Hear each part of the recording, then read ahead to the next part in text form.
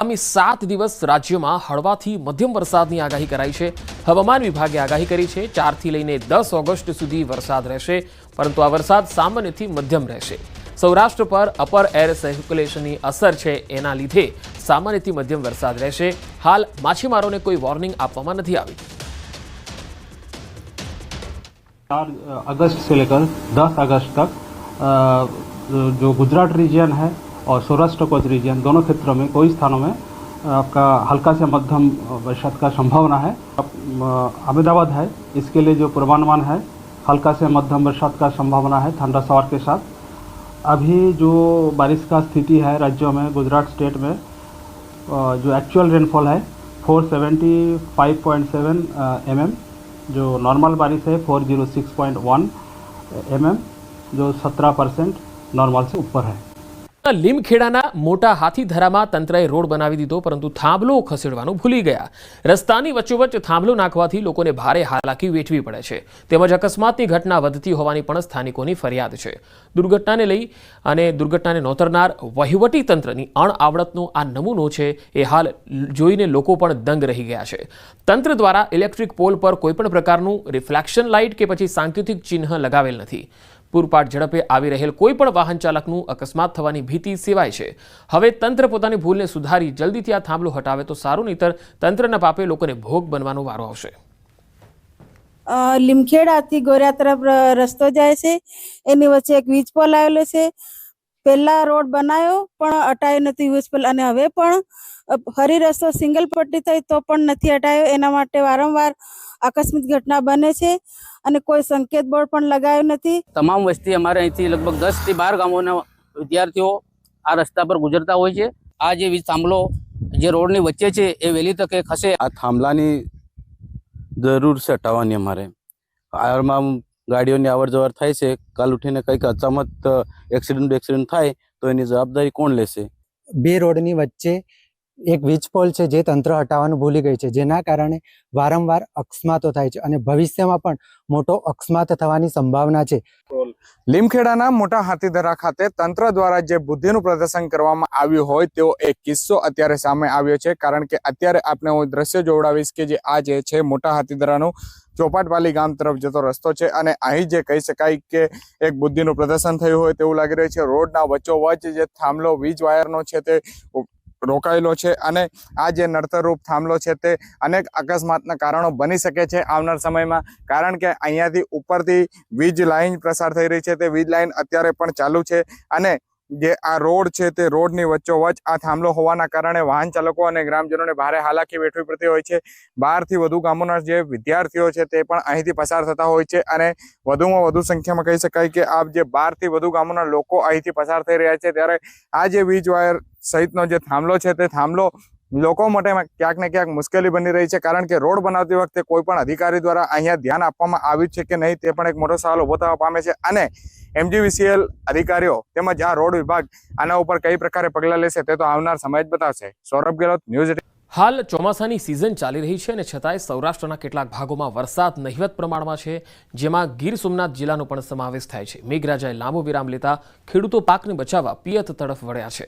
વીજળીના ધાંધિયાને લઈ ખેડૂતો પરેશાન છે। ખેડૂતોના મતે 8 કલાક વીજળી આપવાની હોય છે, પરંતુ એ પણ પૂરતી નથી મળતી, જેના કારણે પિયત આપવામાં બહુ મુશ્કેલી થાય છે। પાણી અને સમયનો દુરુપયોગ પણ થઈ રહ્યો છે। 15 મિનિટ વીજળી આવે અને ફોલ્ટ થતાં જતી રહે છે। ખેડૂતોના કૂવાનું પાણી મુશ્કેલીથી પાક સુધી પહોંચે છે, અથવા તો વીજ પાવર ડૂલ થઈ જાય છે। સાથે વરસાદની પણ અછત છે, તેના કારણે કૂવાઓના તળ નીચે જઈ રહ્યા છે। વીજળીની સમસ્યાનો કાયમી ઉકેલ લાવવા ખેડૂતો માંગ કરે છે। લાઇટ આવે 10 વાગ્યે, પછી એક વખત આવીને 10 મિનિટ કે 15 મિનિટમાં લાઇટ વહી જાય, પછી તો પાછી અડધી કલાક પોણી કલાકે પાછી આવે। પછી ફોન કરીએ તો એ લોકો ફોને ઉપાડતા નથી, અને રિપેરિંગમાં છે એવી રીતના કીધા કરે છે। એટલે ઓવરલોડ કારણે લાઇટ નથી રહેતી એવું એ લોકોને કહેવાનું છે। તો એ તો કાયમીનો પ્રશ્ન છે ને, તો કાયમીનો પ્રશ્ન હોય એ લોકોને સોલ્વ કરવા માટે આયોજન કરવું જોઈએ ને। તો રાત્રે પાણી વાળવામાં અત્યારે સિંહ ને દીપડા ને એના પણ પ્રશ્નો મૂંઝવે। દિવસની નિયમિત લાઇટ મળતી હોય તો વાંધો ન આવે, દિવસની આપે તો 10 મિનિટ આપે ને પછી પાછા 15-20 મિનિટ કાપી નાખે ને પછી પાછા 20 મિનિટ આપે, તો પાણી હું અત્યારે અછત હોય, વરસાદ ઓછો હોય, પાણી નિયમિત આવે તો આ ક્યારીઓ ભરાઈ જાય। લાઇટ એક આવે છે, ઝટકો ખાઈને પછી વહી જાય છે, એટલે ખેડૂતોને મોટી મુશ્કેલી છે। ઉપરથી પણ માર, નીચેથી પણ માર, જગતનો તાત આજે દુખી છે। જગતના તાતને આજે એક સાંધે તે તૂટે એવી પરિસ્થિતિ નિર્માણ થઈ છે. રાતે લાઇટ આપે 2 કલાક તો રાત્રે જાનવરોની બીક હોય છે, તો ખેડૂત કઈ રીતે એનો પાક લઈ શકે? તો મેઘરાજા શરૂઆતથી જ હેત વરસાવવાની શરૂઆત કરી દીધી હતી, પરંતુ હવે ઘણા વિસ્તારોમાં જોઈએ એટલો વરસાદ નથી થયો. રાજકોટ જિલ્લામાં ગયા વર્ષ કરતાં 6% જેટલો વરસાદ ઓછો થયો છે. તેથી અનેક ગ્રામીણ વિસ્તારના ખેડૂતો ચિંતામાં છે. રાજકોટ નજીક આવેલા રામનગર ગામના ખેડૂતોએ કહ્યું, છેલ્લા 22 દિવસથી વરસાદ નથી. હાલ વરસાદ ન વરસતા ખેડૂતોમાં ચિંતાનું મોજું ફરી વળ્યું છે. હાલમાં ખેતી પાકોને પિયત કરવાની જરૂર છે, પરંતુ વીજળીના પણ ધાંધિયા છે અને જો અત્યારે પિયત કરી દેવામાં આવે તો શિયાળુ પાક માટે પાણી ન બચે.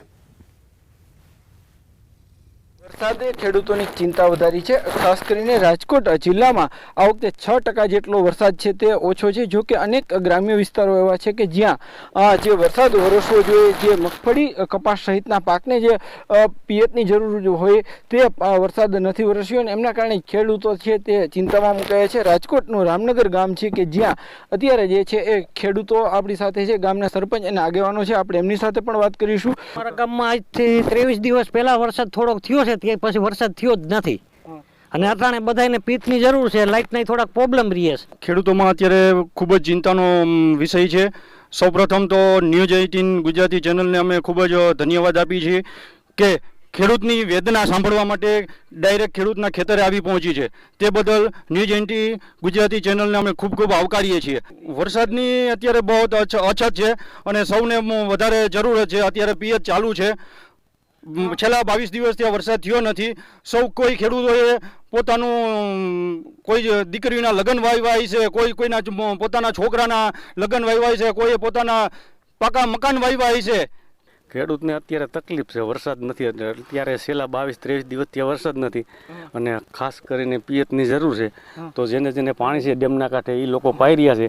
જે પાછળ સીમમાં વાળ્યું છે એને પાણી પણ નથી, પાણીનો પ્રોબ્લેમ છે અને વરસાદની ખૂબ અછત છે. છતાંય રાજકોટ શહેરમાંથી કે અમે ટીવીમાં સાંભળીએ ત્યારે એમ કહે છે કે જરૂર કરતાં ઝાઝો વરસાદ આટલા ટકા થયા છે, પણ ખરેખર એ વસ્તુ ખોટી છે.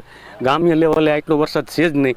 અમારે અત્યાર સુધીમાં ટોટલ 3 થી 4 ઇંચ વરસાદ થયો છે અને ખૂબ જરૂરિયાત છે મગફળીને. સુયા બેસવાનું ટાણું છે તો સુયા અત્યારે મુરઝાઈ જાય છે અને પૂરો પાક આવી શકે એમ નથી. તો ખેડૂત અત્યારે બહુ તકલીફમાં છે. વરસાદ ખેંચાતા અત્યારે તો જો માંડવીને સોયા બેસવાનો સમય છે, બરોબર? એટલે વરસાદ ન આવે એટલે ભેજ ન રહે એટલે ન બેસે, એટલે પિયત દેવું પડે. તો પિયતમાં લાઇટની અધિયારી ભરી જાવ. ખેડૂતો પણ હવે જે છે એ મેઘરાજા પાસે આશા રાખી રહ્યા છે કે મેઘરાજા મન મૂકીને વરસે અને તેમનો જે વાવેલો પાક છે તે જે છે એ ખૂબ જ સારું ઉત્પાદન મળે અને તેમની આર્થિક સ્થિતિ છે તે પણ ક્યાંક સુધરે. હાર્દિક જોશી, ન્યૂઝ 18 ગુજરાતી.